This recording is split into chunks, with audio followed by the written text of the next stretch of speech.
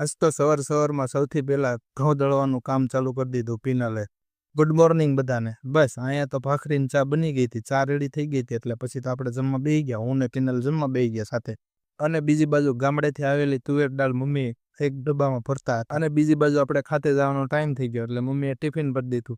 હાલો તો આજનું બધું કામ પૂરું કરીને કરી દીધું મશીન બંધ. અંધારું થાય એટલે ઘર ભેગા હો ભાઈ. અને હા, આ વિડીયો તમે ક્યાંથી જોવો છો કોમેન્ટ કરજો. સુરત બહારથી હોય તો આપણે પછી નેક્સ્ટ રીલમાં આપણે એનું નામ લઈશું. પહોંચી ગયા ઘરે અને મમ્મી ને પિનલ બે રોટલી બનાવતા હતા. અને આજ તો સરસ મજાનું ગુંદાનું શાક, પાપડ અને રોટલી, ગોળ અને દૂધ ખાઈ લીધા. પછી ગળું મોઢું કરવાની મજા આવે એટલે આપણે તો ભાઈ પેંડો ઉપાડી લીધો ભાઈ. અને આ બાજુ પિનલ અને મમ્મીનું અઘરું કામ હતું એટલે એ કામ મેં હાથમાં લીધું. એમાં એવું હતું, ચણાનું શાક કરવાનું હતું એટલે ચણા ઉપર હતા એ ઉતારીને પછી મમ્મીને અંબાવાના હતા.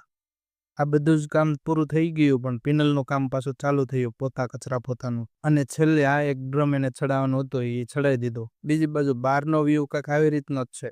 બસ આજનો વિડીયો આટલો જ છે. આવજો બધા.